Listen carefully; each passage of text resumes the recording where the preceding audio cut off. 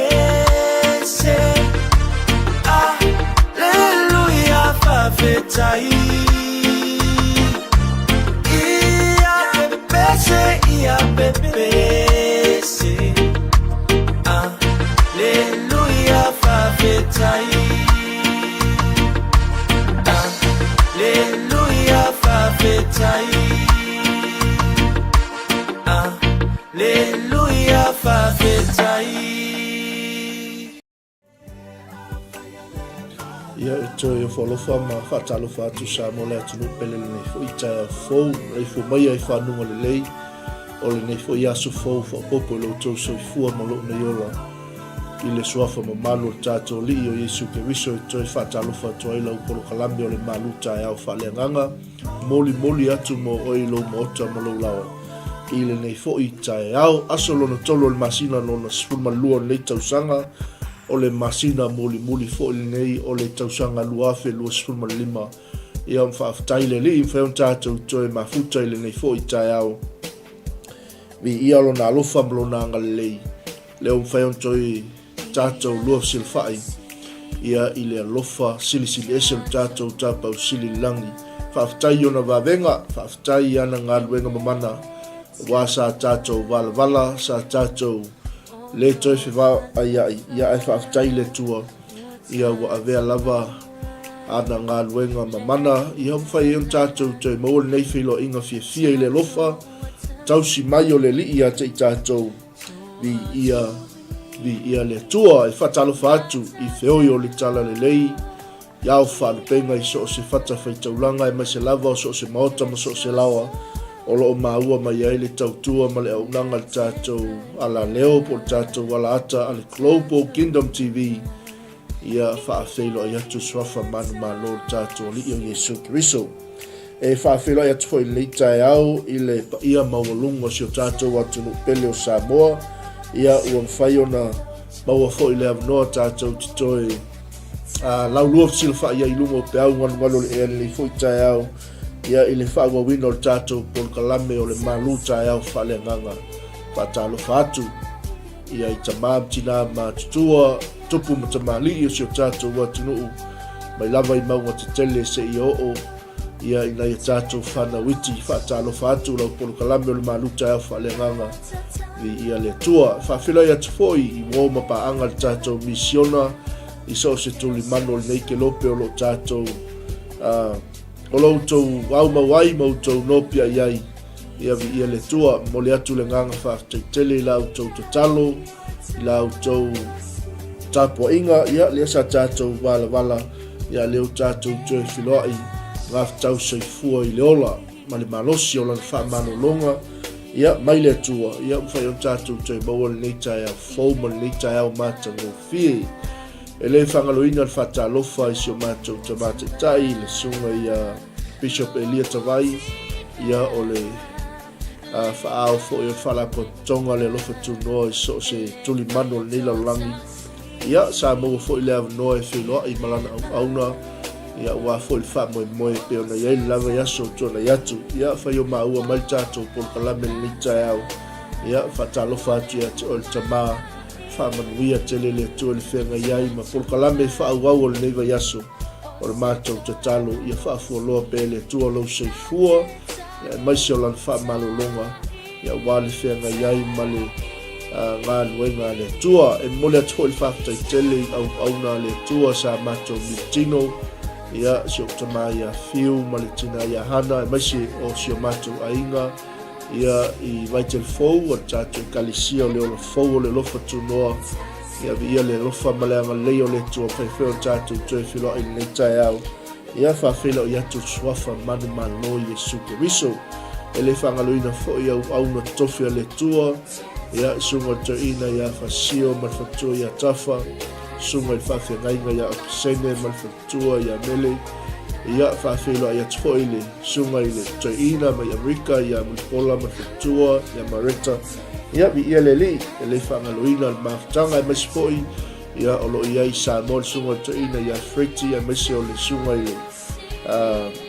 faiaʻoga po le suga foʻi le faifeʻau ia sau leone ia le atua e maisi ia i latou uma lava ia sa militino faatasi foʻi lenei taimi pupuʻu sa tatou mafuta ai ia viia le alofa ma le agalelei o le atua mafai ona tatou toe maua lenei avanoa ia o te vaavaai atu ma outou silasila mai o loo maualuga pea le alofa tunoa o le atua ia te tatou uma lava i lenei taeau e le faagaloina foʻi le tapuaʻiga se o tatou aiga i so o se maota ma so o se laoa ia o loo faapena ona tuʻi le tatalo le ao ma le pō ia ua le feagai ai o le ʻaufai galuega ma le galuega a le atua faafetai lautou tatalo faafetai lautou tapuaʻiga ia o mafai ai ona tatou toe feiloaʻi fiafia e ui sa vaivasa vaivanu tatou mafutaga ia e faafetai le alii ia lea mafai ona toe taitaʻina filemu mai le alofa ma le agalelei o le atua faafetai atu foʻi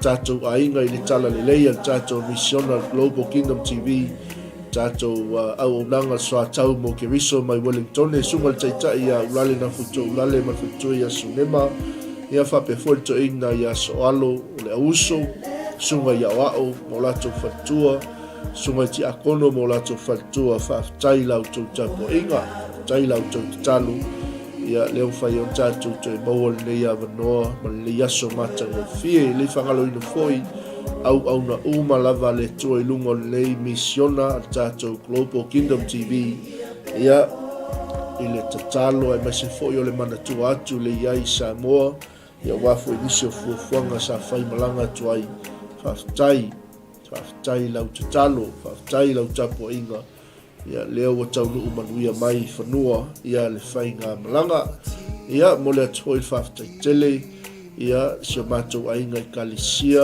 i le nofo tatalo e maisi foʻi o le nofo taputapu ai atu i Aotearoa i Aukilani ia o mafai foʻi ona tatou toe feiloaʻi i le alofa o le atua ia lenei taeao sa mo le atunuu pele iai le manatu ia o le a tatou agaʻi loa i sina faamalosi mai le upu a le atua mo i tatou lenei taeao ia e tomatauina ai foʻi le tatou savaliga e maisi o le tatou auaunaga i le alii ia ina i mafai ona faatumauina pea ina ia mafai ona faamausalina pea lo tatou ola faatuatua i le alii ia e ala i lana taʻitaʻiga iā te i tatou ia e maise o le tuina atu o lou loto faafetai o lou talitonu atoatoa e maise ia o le faatuatua tatou te mafai ai mea uma pao leu tatou waga atu foʻi le faaiʻuga o lenei tausaga autoe o lenai veiaso ma nai aso ia whaitau aso fo'i whaitau I tūlā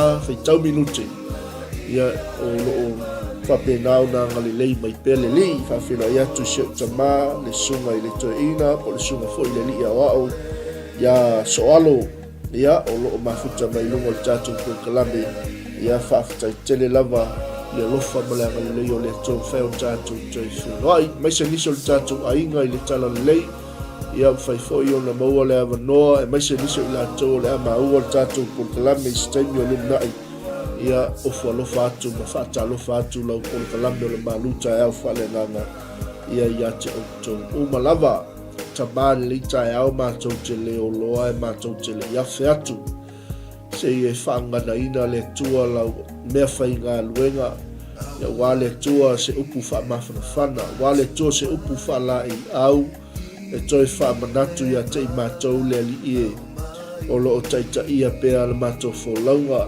oia nganga whaia ina ia awane iai se mea mātou te atu vale ai awane iai se mea mātou te popole vale ai ia taulai atu pēr le mātou wa ahi te oe mai o mātou tali tonu ma whaatuatua pēr o loo a ngai mai lava le tua lau Polokalame I whaataunuu au wholofolanga ma au polomisi o umana malo ia mai lau tuspa ia nofo fifi le mu I mātou umo lau whanau. Whamanuia si o mātou atu no pele o Samoa. Whamanuia I tāpua inga mau tamamti nā mātou ai maisa o le alwhaiwa. Tama whanau a inga no mai kālesia o le Malū. Ia I le whenga iai ma lava singa o le nei aso. Lau au whainga luenga wholofola. I so o se mga ala ma so o se ai le li o lo lātou. Moli mawina ai lo tala le lei. Alofa ngia le tua pui pui ma lave a I lātou ma sausawina I lātou I le toto tamai ma moe o le mātou talo le tamai a lātou swafu al mātou li o Yesu Kiriso amen Nei Taeao sa mole atu pele taitonu e le omi stato Polokalame ia wana o se whaafitai ia ma se foi o se whaamalo ia le foi taimi pupu sa tātou vala ai ia ma se whaamalosi fu e ala I le upu ale tua a wā le whaawawina o Polokalame o tiute ma fuafuanga whai tono a inga ia e mai se fu I o le whenga iai I so o se wala awina e ala I ngā luenga ma fuafuanga I totono o tātou a inga le ua tātou iai le aso lona tolo le masina lona sifuma lua le tausanga lua afe lua sifuma lima au le fesilia lau Polokalame mo oi sa mole atu no pele le iwaenga o le Taeao o a mai oi o a mai lau savalinga o a mai ia le wholaunga Faaleagaga o lo tātou tāmo mo e mo tātou tausinio iai o leo tātou wanga tu foi aso fia mai se ia o le tele o le lutau o le tele o le whaososonga e mai se o le whengai pēo I tātou ma mawhitianga e ala I Malū ma le oti mai se foi o le whengai pēo I tātou ma tala inga sese o e wha sese I le aupa ia ma le whaatuatua ia e awane I ngalo ia te oe Samoa Kirisiano o uso I le tala le lei o upua ia Yesu e le toe fio le langi aua le atu vale o tau loto Peteru Ioane Aniterea Toma aua le atu vale o tau loto e whapena sila ngona o le tātou Polokalame o le Malū Taeao Faaleagaga mo o le ni Taeao Samoa lo atu no pele le ase mea o lo whaasavalia ai lo wainga le ase mea o lo whaaui ai o le atua le nei vai tau o le tātou savalinga aua le atu vale o tau loto a upo Yesu I au tau whaatuatua I le atua I au tau whaatuatua mai fo'i ia tea ole o upu whaamawhanawhana ia a Yesu Kiriso I ona so'o ina ua vavai atu Yesu wa mata ona popole wa mata ona atu vale wa mata ona le mautonu aisea langa leo le atu ua Yesu le mafutanga ai ngai atu e mafuta malonta ma au ina whaamawhanawhana I Yesu I ona so'o a tātou wawa ai fo ila le upu le tua e ala I tātou tuspai tau le Taeao Samoa lo watu no pele o loo au mai e a te tātou e te tau tātou tāpena pena e te tau on tātou sau ni uni, e te tau on tātou mata ala mata talo. A wā tātou te leilo le 5 minuti o mua o tātou savalinga. A wā tātou te leilo le aso, le taimi, o omona tuupoina e le tua, e whaatau nuu ai ana wholawhalanga e peona e whaitau ai lana upu, peona tātou whaitau ai lana tuispaia. E aua nei ngalo, o le leo ai o le pumate e tau longolongo, e tutu la au atu, ina ia aua, ne ia atu vale i tātou, ne ia aua, ne iai se mea e popole ai tātou, ne ia aua ne iai se mea e whaavatu ia le tātou wholaunga, le anga tātou te ui pēa i whainga tā ma whaafita au, tātou te ui pēa i puapua ngā, e aua ne ngalo, aua le atu vale o tau loto, ia tātou whaatua tua i le tua, ia tātou whaatua tua i lo nānu pele o Jesu Keriso, o ia o le na fola mai, o ia o le na whaamawhana mai, ia tātou whaatua tua i le tua, ia tātou whaatua tua fo'i ia te ia. A tātou wawa aila i tātou tuspei tau le Taeao lo ainga. Ola mawhai ona au mai ai ia te tātou, o le ele ngatai o se folanga mawai. A olo au mai ata i tātou le moni ma le wha maoni o upu le li o Jesu Keriso. Ma se wha linga mawai pe a tātou wawa ai i le neitusi o tātou whaitawina le Taeao. I ia le li, ina ia tātou wola tāpena pena, ina ia tātou wola sauni uni, ina ia tātou i loa lelei, ele ai lava se tasi aluatu li tamaa, pe a leo i ane ia Jesu Keriso o ia o le whaitotoa, o ia o le ala i tamaa, o ia o le upu moni, o ia o le ola, a le Jesu e le se ola ia te i tātou, a le Jesu e le se upu moni ia te i tātou, a le Jesu e le mawhai o tātou ui atu li tamaa, e le mawhai foi o na maua so tātou wawa noa, i le tamā o i le langi. Mai leo Jesu leo so, aua le atu vale o tau loto. Ai au tau whaatua tua i le atua, i au tau whaatua tua mai fo'i a te au.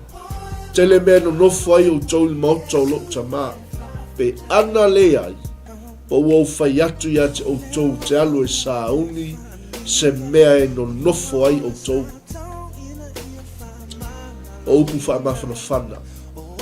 O upu whaalai au, a o se toi whaamanatu ma se toi whawhangu, ke wisiano, sa mōlo watu no pele, o loo asi mai pea le tua i a te i tātou, e le sila le tua i o tātou tua na, e le sila le tua ni o tātou le anga ma ni o tātou whale tonu, a o le ale mea le fia sila mai ei le tua, o le loto o le tangata ua nuti mo moia ma le sala mō whamaoni. Mene o tala Jesu i ona so, a whai foi o te alu, ma sa uni se mea no nofo ai o tau, o te toi sau, that is a promise, o le folanga le mea le nā, vi ia leli. Mene o tala Jesu, o te talia foi o tau, ina ia whaatasi mao, ina ia iai o tau le mea o te iaia. Sila mai sa moa i le pete, le whaatulanga ina i Jesu o le folanga. I ia leli. Mele o tala Jesu, o tau i loa li i Peteru, Simona, Amene, Ioane, le mea o te alu iai, o tau i loa fo i le anga. Amene. Aua nei ngalo i atu o tau, o au o le ala, upu moni, ma le ola. Aua le atu vale o tau lotu. Amen. E se meo e atu vale ai sa moa, ke wisiano, i se meo e fefe ai, i se meo poloka ina, lau sa valinga Faaleagaga ua lema fai ai, ona tātou tu mau le whātotua, a le whai meltala Jesu, ia outou faatuatua i le atua ia faatuatua mai fo'i iā te au e tele mea nonofo ai outou le maota o lo'u tamā auā pe ana leai se mea o ua ou fai atu iā te outou o te alu e sauni se mea e nonofo ai outou amen vi ia le atua o a mai o ele nei tae o a mai le lua mafutanga ma le atua o a mai le lua mafutanga ma Iesu Keriso. Praise the Lord. A tātou mawa'ai manino ma le toto'a i whetalainga Iesu i ono so. O le whatonunga ina ia whaamawhanawhana i o lātou loto ma ia maua i lātou le talitonu ma le whaamoe a toa i a Iesu Keriso. Amu ia le au so'o na mafuta ma Iesu. Amu ia le au so'o na lātou whaalongo i lona leo. Amu ia le au so'o na lātou ai whaatasi maia, na lātou momoe whaatasi maia.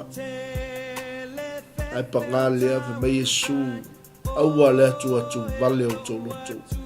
Ia o tau whaatua i le tua. Ia whaatua mai fo'i ia tea. E whapena umalava le sāwalinga o lo tātou iai nei, te wisiano. E i teime e o mai ai le whanonoa. E le teime e o mai ai le fia. E le teime e o mai ai le fia iai. E le teime e o mai ai le fefe ma le atu wale ono o mea o lo o angai mai ma whaasawalia ai tātou e le tua. Ia mau pea lauwa ai a Iesu. Ia mau pea o tātou loto i le li. Mea upo Iesu i lona uso. Aua le atu wale o tau loto. Whātua i le tua. Whātua mai fo'i a tau. E tele mea no nofo i o tau i le maoto o lo tamā. Amen. Ni ia le tua. Ni ia le li. E ila mafua anga o le tau mawhai o Iesu e wha nofo file mu loto. Atu male o le so. Ma ia toe wha manatu atu le so le ai o le. E leo so tātou nu moni le nei. O lai wha atali mai lo tātou nu moni a te tātou. Pe a whai tātou tea. Whaatua i le tua. Whaatua i a Iesu Keriso. Whaalango i le taita inga le anganga pa ia i lau sāwalinga. Ma lau soi fua auna i le li. Amen. Mi ia le tua. Upula ia Iesu na whai atu i lona au so. E tele me no nofo ai o tau le maota o lo tamā. Wa pe ana lea i po ua ufai atu i atu outou te alu e sauni se mea i no nofo ai outou. A fai fo, me vai in fai ngō upo ta malo. A fai fo i o te alu, ma sauni se mea i no nofo ai outou. Mai la le polo misi o lo iai i le fionga le tua. O te toi sau. O te talia fo'i o tau ia whaatasi māu. Ina ia iai o tau i le mea o te iaia. Amene. O le whaamautinoanga lea wa au mai e Iesu i lona au so. Au al popole, au ale atu male. I whapena umal sa valinga mal folaunga o lo tātou iai. Uso ke visiano, lo ainga i le tala lelei. Lei se mea tātou te popole ai. Po o le oti, po o le ola, awa nei solo muli le mau ia Keriso. Awa nei le iloa lo tātou whatua tua. Awa nei whano lo tātou talitonu. O le atua, o ia, o le atua, pule au. O Iesu Keriso, e ao lana pule. Amene. O le anganga pa ia. O ia o le wa au maia le mana ia te i tātou. O ia le wa ia au maia lea. Le malosi. I ia le ali. Me leo tala Yesu. Awhai fwoi o te alo e saungi se me lolofo i o tō. Amene. O te toi sau. Fea lava se mea lo e mai moma e whaafonga mai ai. Lo ainga le tala le lei. Whai wawhatia lau fo launga. A whai wa o mai le le mautinoa. A whai ei tei me o mai lu tau ma tofotofonga i lau sāwalinga ma le fo launga Faaleagaga. Ia e manatua mai tala Yesu. O te toi sau. Amen. I ia le tua. E ona u whaasoa matufa ia te oi. A promise. A truth and a revelation. Tolua me wa au mai i sui. E le ngata o le folanga. O le upu moni. Ia e maisi. O le whaalinga o lona toi a fio mai. A vei le mena a mata i le folanga Yesu. O te toi sau. O te talia fo i o tau. Ina ia iai o tau whaatasi mao. I le mea o te iaia. Mena tala Yesu le wali ia. Iona au so. Wautou i loa fo i ali toma. Peteru. Wautou i loa fo i le mea o te anu. Iai wautou i loa le ala. Ai pa ngā lea e whenbenitanga tau toma. Lea li i e mātou te le i loa le mea te Malū atu iai. Mātou te mawhaia whapewheo na i loa le ala. Amen. Le tangata o loo ai ma Yesu, tangata o loo momoe ma Yesu, le tangata o loo mafuta ma Yesu, le tangata o loo whaalongo ya Yesu, le tangata o loo muli ya Yesu ai pangalea. Amen. Hallelujah. Lea e o mea taimile. O le ae to tele le automa le ia i taimile i tātou sāwalinga ma le tātou wholaua. Mea tā la toma ia Yesu, lea li i, mātou te le i loa, le mea e te Malū atu i ai, mātou te mawhaia whapewhea o na i loa le ala. O kau kai so le se matau tio nei whisi. Au tangata e lea, tasi le alunga e tasi le ia afu, tasi le lau e ai, tasi le fale e whaasoa ai, le ua sa saa umma Yesu ke visolo na loto i ona auso. Ai saul nei tamo tō mawhai mai, mātou te le iloa le me te Malū atu i a Yesu. Mātou te mawhaia whapewheo na iloa le ala. Amen.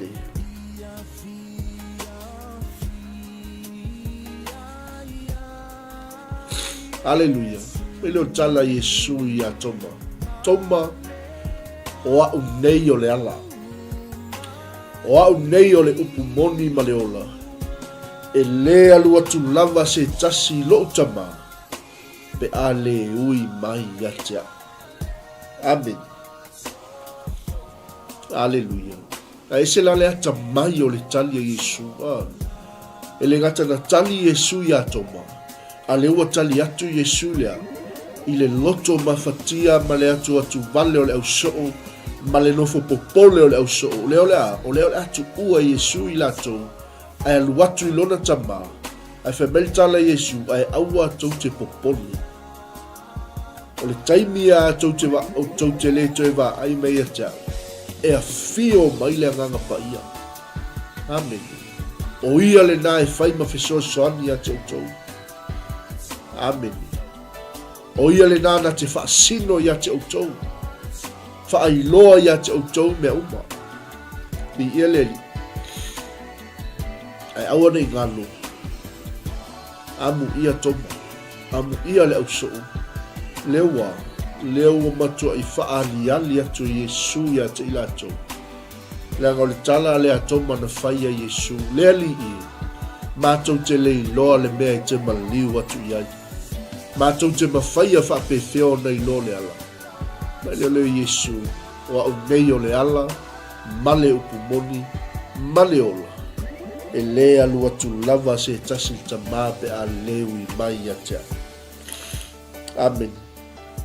Aleluia. Ia tātou i loa le lei Iesu ke viso. Ia tātou i loa le lei lo tātou whaola. Amen. Te waile i eiso se taimi e te ngai yoi ai mea tau o le malo le tua. E te langona lea, le mamawhatu o le avenga. I te langona ona ti ngā, i te langona ona mawhatianga malona puapua ngā. Mele tala Iesu le wali ia, ana i loa e au tau o au wali tona. Peteru ma Simona, Haleluia, Patolo Maio, Taeao, ani Terea, Ioane, mele tala Iesu le wali ia, ana i loa e au tau o pa ua i loa fo'i e au tau o lo'u tamā. Amen. Mele o tala Iesu i lona au so'o. E a mata nei fo'i o nei loa o ia e au tau. Tau te wā ai fo'i ia te ia. Amen. E wai lo loto le melu o li tala noanga le wali ia. Tusa lewa o sila fia Iesu. Sorry. Wa a matau na atu wale leo so. Wa a matau na fefefe leo so. Ameni. Afe mele tala le tamo Filipo. Neli ie whai loa maita mai a te matou. O na ngata i leo matou manao. Hallelujah. Sau toma whai mai le iloa le ala e ui atu ai. Ai sau le tamo Filipo foi mai e fai loa tuta ma. Amen. Ai fa bele tala Iesu ya Filipo. Ua loa lava no o ia te auto. Ai tau te le i loa lava. Amen. Ai el matau tia ole. Matau tia ole. O tal no anga Iesu malo na auso. Ya, fa Malū atu tātou ainga i swinga o tau, ya, tau nuku mai fo'i. Ya, oa, nei fo'i swinga o tau. Malū Taeao Faaleagaga moli atu mo o ilo mo ota malulawa. Hallelujah. Ele o tala tama leo Filipo. Leli e fai loa mai tamai a te i matou. O na ngata leo matou manao. Mai tala Iesu. Oli, o loa lava ona o iai ate o tau ai tau tele i loa lava. Whamanino lo Iesu le wali ia i ona so, leo apostolo. Mai o lewa wa ai mai ate a ua wa ai o ia i tamā. Amene. Ala al mele o tau whai mai whai loa tu tamā i ate o tau. Tau tele i tali tonu e. O a o lo i tonu o tamā o lo i tonu i ate au. O upu foi o te tau tala to ia te utongo te le tau tala fua na o au. Ele maa ngai ale au mainga Iesu ole tala noanga i le au so. Amen. Le ala wa rubio le Iesu. Le wa faali ato Iesu. Lona i tua. O ia ole alo le tua soifua. Le Trinity fui leo le tua le tali tono i tātou le tua le tamā, le tua le alo, le tua le anganga pa ia. Man tua le pe on tātou whaasoa a watu mo o ele le yaso sa molo watu no peli. It's a promise, it's a truth, and it's a revelation. Sau toma whai mai e whawheo na mātou i loa le ala. Me tala Iesu. Amen. O loa lava no iai ate outou. Amen. Sau foi tama le Filipo fai mai whawheo na mātou i loa tama.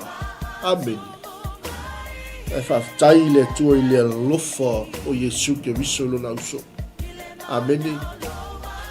Lea nei a whai mai ai o hau nei o le ala ma le upu moni ma le ola. Lea lua tu lava se tasi tama pe a lewi mai. Ia te o Iesu ke viso lona. Sau toma malang fesili tali Yesu matou te mawhaia whapewheo nei lole ala. Sauto a Filipo Malisiang Fesili. Amene. Ia e whailoa marita mai a te matou. Tali Yesu Fesili me whamalie le manao Filipo. Amene. Ai maia le au mainga Yesu o le o lona I tu lilo Faaleagaga. O loa no iaia te outou ai tau te le iloa ea. Amene mele o Yesu o le wawa ai mai a te au wawa ai o ia le tama. Amene tau te le itali tonu ea. O ao o lo i tonu le tama. O le tama o lo i tonu ia te au. Mele o tala Yesu whaalongo mai li I toma Filipo. O tau malava. O te le tau tala fua na o. Amen. O upo te tau tala toa ia te outou. Amen. O te le tau tala fua na o. Ao ta maolo o nofo I te tonu ia te au. O ia lava le na te whaia le ngā nuenga. Ia outou tali tonu mai la ia te au. O ao o te tonu o le tama foi o te tonu ia te au. Amen. Mele le tala Yesu me muli muli anga I ngā ile. Hei al fai upo fulu anga ilalo suma tasi. Mele le tala Yesu. Amen. A leo lea. Matau tia. Amen. I ia le tua. A leo lea. O le tamao lo I te tonu ia tia. Ia o tau tali tonu mai. Ona o ana nganu e. Ni ia leli. Mele tala Yesu na o sau e whaatau nuu le mea na awina mai ia. Amen. A leo lea. Ia o tau tali tonu mai ia tau. Ona o ia nganu enga. Amen. Ni ia leli. Mele tala Yesu e moni o te whaatu ia te outou. O le tali tonu mai a te au. E whaia lava e ia o ngā nuenga o te whaia. E manga ia fwoi lea. Fwai ungo le tala noanga Yesu mona sua. A whai tātou te alolofa ia Yesu. O tātou whaia ngā nuenga na sau Yesu wha. Amen. O tātou whaawa wina le misiona Yesu. Hallelujah.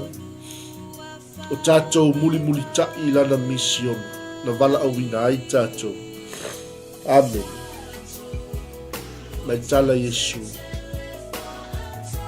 Hallelujah. Yo tau tali tonu mai a tau ona o ana ngaluenga. I ia leli. A whaila o tau te tali tonu mai a tau. E whaia lava o tau ngaluenga o te whaia.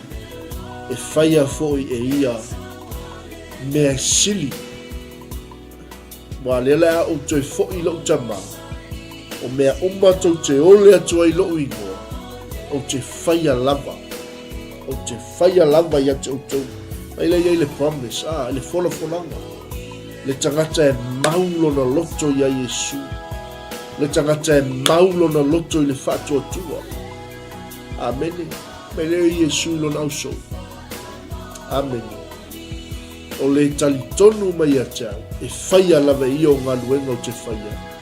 E whaia foi e ia mea sili. Sili me tala o le winga leo tala Yesu. E sili mea tau te whaia ngai lo mea o whaia. Amen.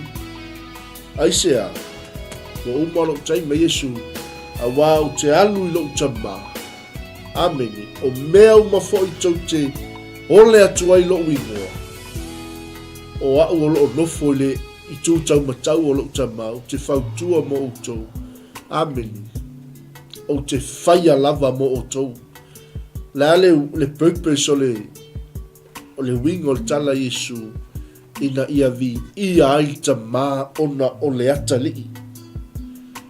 Amen. Praise the Lord. Hallelujah. Mela le tala Yesu. A whaitou te alo lofa mai a tau. Iau tau tausi au polo inga. Amene. Ni ia le li. O te whai atu fo'i tama. ona foaʻi mai ai lea e ia ia te outou lea le fesoasoani na ia tumau pea o ia te outou e faavavau le agaga la lea o le atua le agaga paia e tupu mai ai le upu moni o winga na o le saunoaga Iesu pa e vaavaai lalo le fai upu na e sefuluonu sulima suonu sufitu. Praise the Lord. Hallelujah. O te whai atu fo'i tama ona fua'i mai ai le e ia te outou le tasi fesoasoani. Amen. O ai, o le anganga pa ia lea, ina ia tu mau pea o ia te outou e whaavavau. O ia lea e tupu mai ai le upu moni. Mene o tala Iesu e le mawhai e le larolangi. O na talia o ia waua le vaaya o ia. Wa le iloa o ia e le larolangi. Ameni. A outou i loa o ia. A wai tu mau pea ia te outou. E iai foi o ia i totonu ia te outou. Ameni. E o ala ile. Fafine woti lana tala. Pol tangata ua nofo to tasi meno tala Iesu. O te le tu ua o tou o matu oti. O te toi sau ia te o tou. Amene. E toi titi o na le ai mai leo larolangi ia tau. Ai va ai mai pea o tou ia tau. O te ola o le mea lea e ola ai o tou. O winga na upo Iesu pa e va ai lalo le. Fa ipuna e lo sfulu. Lua 𝚗𝚑𝚡𝚎. Amene. Ai ese le matango fi o le tangata e ola o lo 𝚘𝚙𝚎𝚢𝚘 le aso. Le tangata o lo mauti noa le aso. Ma le taimi e toi mafuta i malona matai. Aleluia. Amene. Langa upu ia Iesu le la fa umal tatou tusi. Ono tatou toi. Mele o tala Iesu. O le aso fo'i e iloa i e outou. O a o te to tonu o lo tama o to fo'i o lo to tonu ia te au o a fo'i o lo to tonu ia te o to mele tala Iesu o lewa ia te ia upolo inga matausi ia o ia lea e alofa mai ia te amene nga itanga te fe mea alofa ia Iesu ele tausi polo inga Iesu. Ilo tali Iesu o le alofa mai fo ia tau. E alofa ina o ia e loktama. O te alofa fo ia te ia. Ma o faali ia te ia. Amene. Ni ia le tua langa ina i vaenga ia fifa umatua ile. Tato fa soa le Taeao. Wow. E tolu lava ia fa mautinoanga na tao Iesu ila na uso. Ai le toa fio Iesu ila. Peila upo Iesu. O le wa ia te ia upola inga matausi ai o ia lea e alofa mai ia te. Amene. O le winga la upo Iesu. Mele o tale Iesu. O le alofa mai fo ia te e alofa ina o ia e loutama. O te alofa fo ia te ia. Ma o faali atu ia te ia. Kai pea le mea lenga tupu i. Ia fio Iesu i le langi a wina mai le angang pa ia. Ai ai a tai me wha loa i Iesu i lona auso.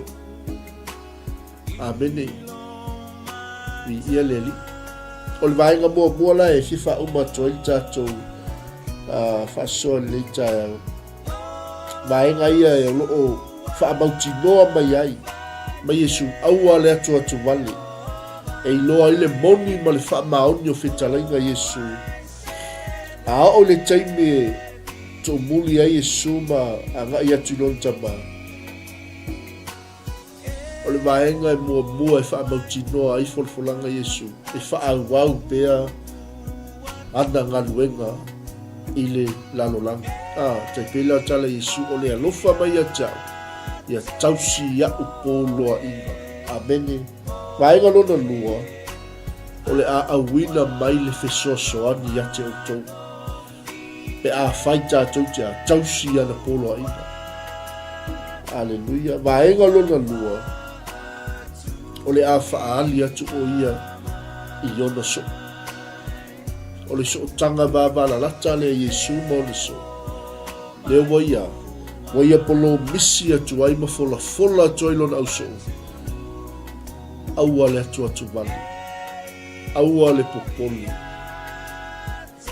Le folanga mo outou. Oute toi sau. Ameni. Ai outou tausi au polo inga. Aleluia. O le tausi au polo inga. O ia leo wa lofa mai a te au. O ia foi leo le a lofa inga I lo tama. Ameni. Mino tale Yesu. O te alofa fo ia te ia. Ma o faali atu ia te ia. Ameni. Ia o tātou Malū Taeao Faaleagaga na le aso alofa mai le li. Whaamanuia isi o tātou ainga. Awane ngalo ia te oe sa mola atu no pele. O Yesu o le ala. Opo mon. Maleola. Ameni. Tolu a tangata le ana fisili a Yesu a. Tangata mua toma. Mai tala toma. Whape feo na mato I lo le ala. Mai tala Yesu. Toma. O a unei o le ala. Opo moni maleola. Sau tangata o Filipo. Mai tala Filipo ia Yesu. Leli I. E whape fea na matou. Whawhea na e whailoa mai a te I matou.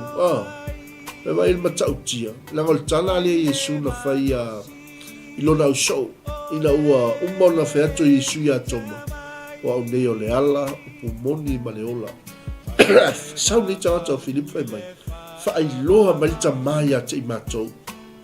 O na ngata I leo matou mana. Amen. Pelo tala Yesu. Tau te le tali tonu mai e. Ule wawa ai mai a tiau. Wawa ai o ia le tama. Amen. Mi ia le tua. Ale me o tau fisili ni a ia. Tau te le tali tonu mai e ia tiau. Amen. Mi ia le tua. Melo tala Yesu. Ule wawa ai mai a tiau. Wawa ai o ia le tama. Mi ia le li. E te le tali tonu e o au o lo I tonu le tamao lo I tonu ia te au. O upo te tau tala to ia te au te le tau tala fua na o au. Au le tamao lo nofo I tonu ia te au. O ia lava le nana te a whaia ia ngaluenga o lo o tau tala to ia te au. Se la le maa ngai al komanda. Amene ia au tali tonu mai. O lo tonu o le tama o lo tonu ia te au. A leo. Iau tau tali tonu mai a te au ona o ia ngaluenga. Amen. Hallelujah. Ai whai wi uale. Le whaasoa Yesu male. Ai koe oso kuane I tamau. Tamau yuta. Amen. Vi ia leli. Vi ia le tua mele tala tama leo yuta leli ie pesea le meo le a e whaali ma yei oi ate I mātou ai le whaali larulan. Wow. Ai te iloa e malama le tua e ata mai le tua e poto le tua.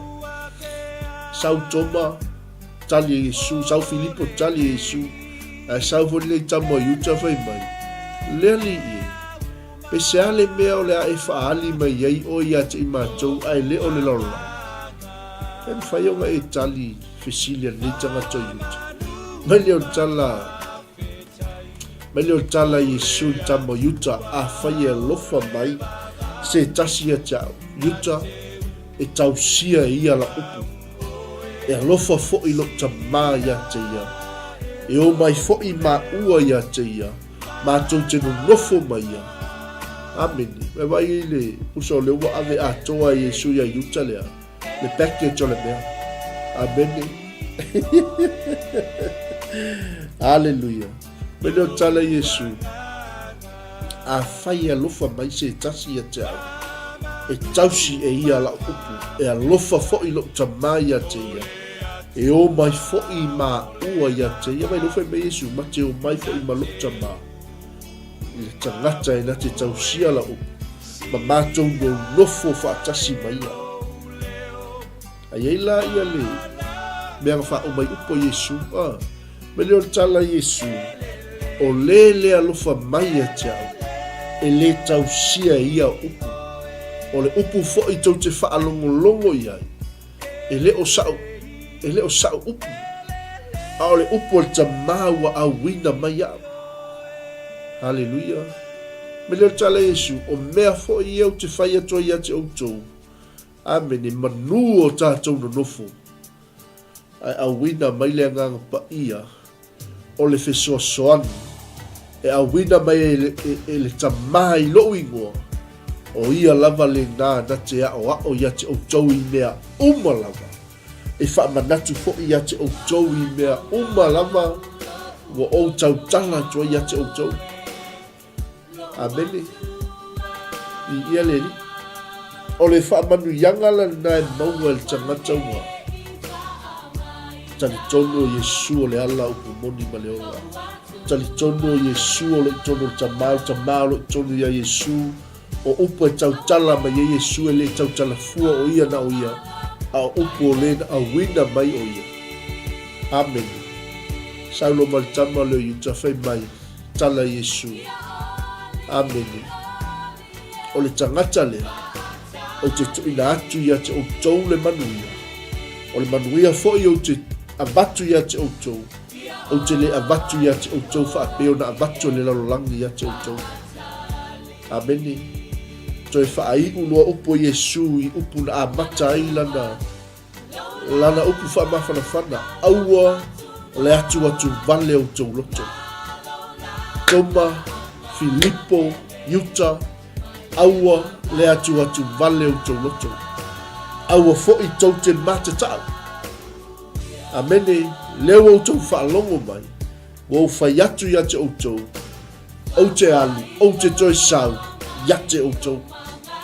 Amene, mele o tala Yesu, ana outou a lofa mai a te. Pau outou oli lo whai atu. Au te alu i ta maa. Awai sili lo ta maa i a te. Amen. Ma mea ua o whai atu ai nei fo'i a te outou. A o le i tau nuku. Ma vai e le mauti noa. Ma le malama sila fia le Yesu le fina ngalo o lona tama.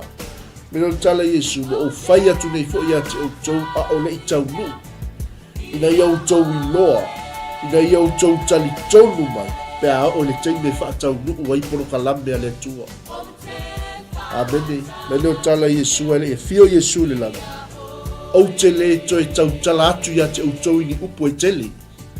Amene, a wao le a sau le ali o le neila o langi.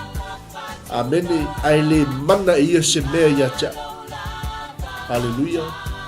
Eo ngei fo i taimi wa. Wa tele le tau tala, tele le upo, ai le titin whaatino. Hallelujah. Praise the Lord. A ese le manaia i o le whaamauti noa na toi au mai Yesu lo na uso. A mata upo Yesu, ma Yesu aua le atu vale o tau loto. Aua le fefe. Aua le popoli. Amene. Ni ia le atua. Anga uma na pingi o Toma, pingi Filipo, pingi Yuta, saulo ma Yesu fai mai. O mea uma ua o whai ato ia te outou. Manu o tātou no nofo. A o fesosoan. O le anganga pa ia lea. E a wina me le tamai lo ingoa. O ia lava na te o ia te outou i mea uma. Amene le ua tāli taimi. Wa uma lo taimi. Le ua whaatali mai lo tama. Ai a fio mai le anganga pa ia.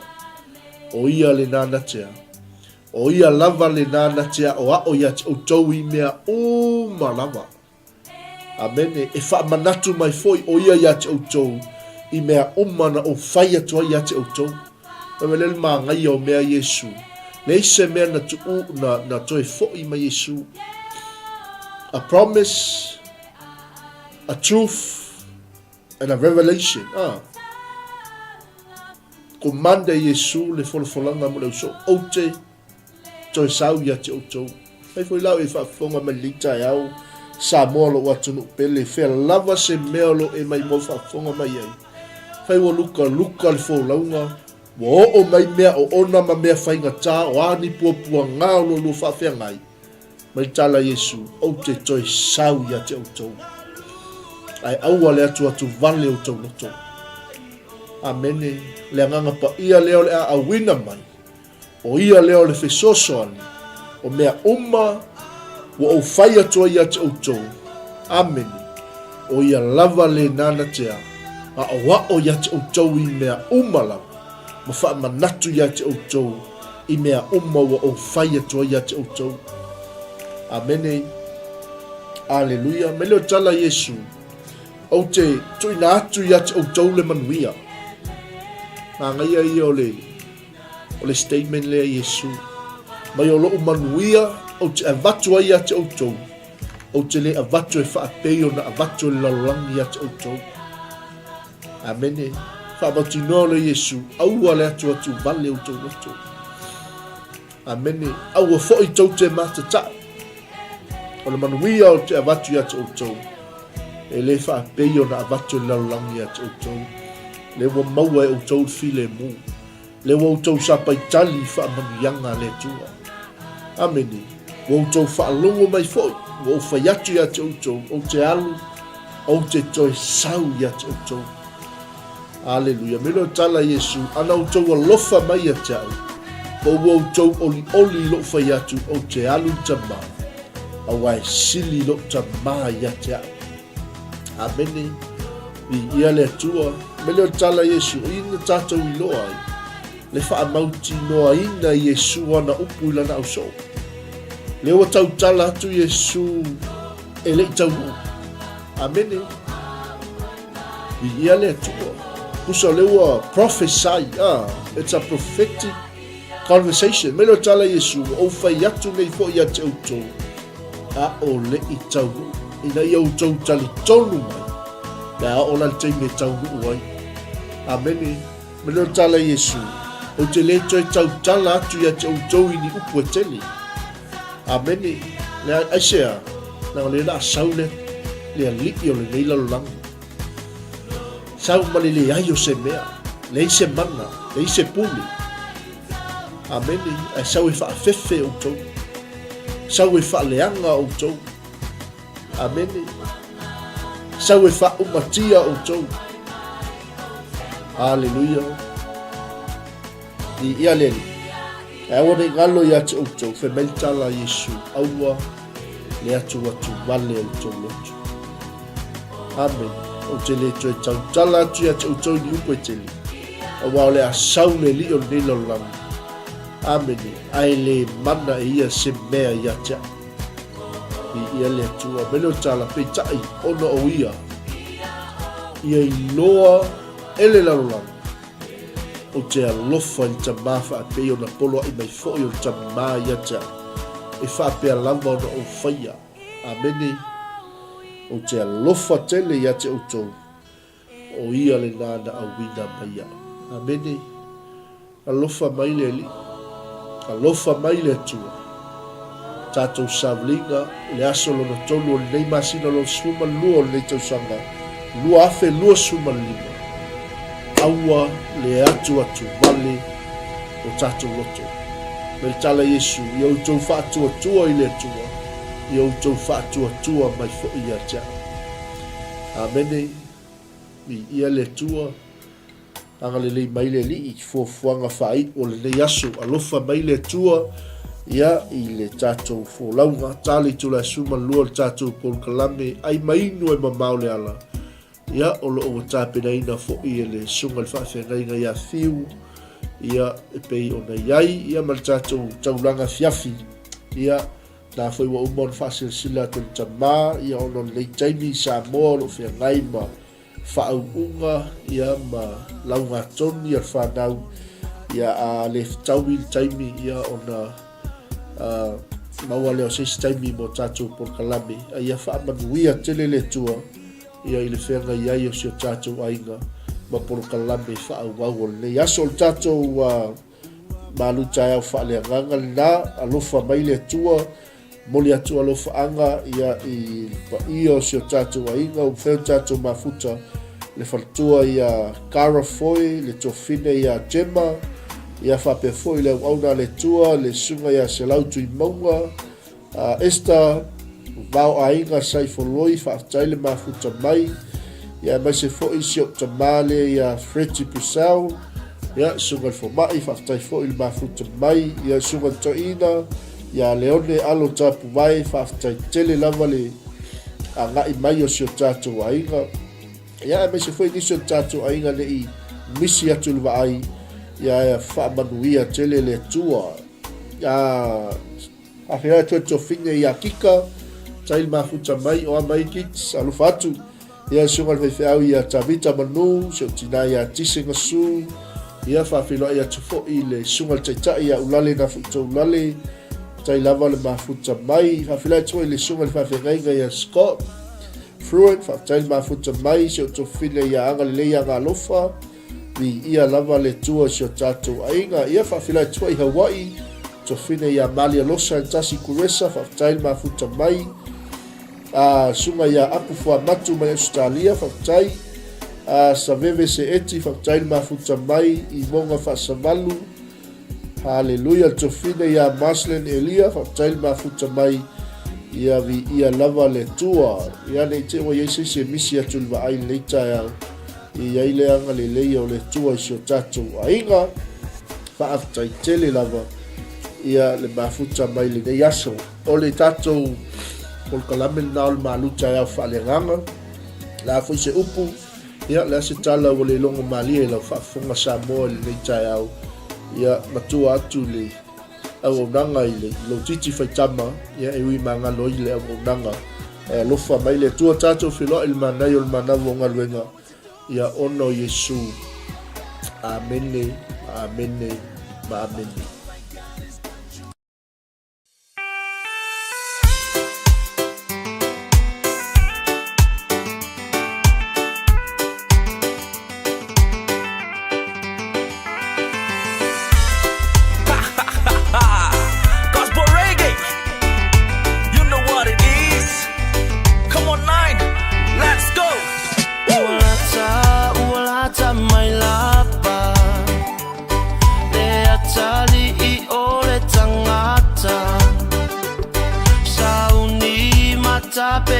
Pena lo olanga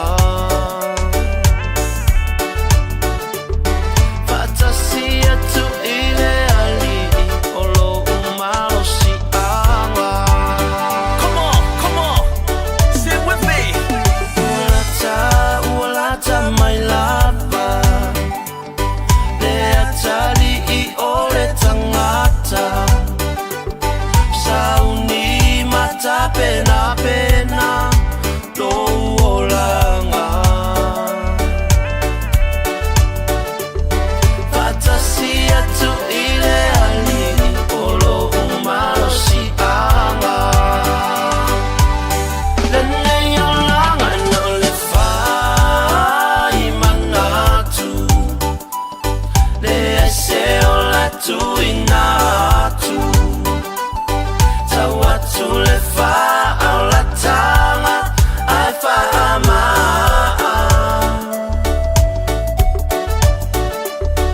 Usoete atane Taeao na oloi mata Si se fa tell him boy, let's say bye Oh Yesu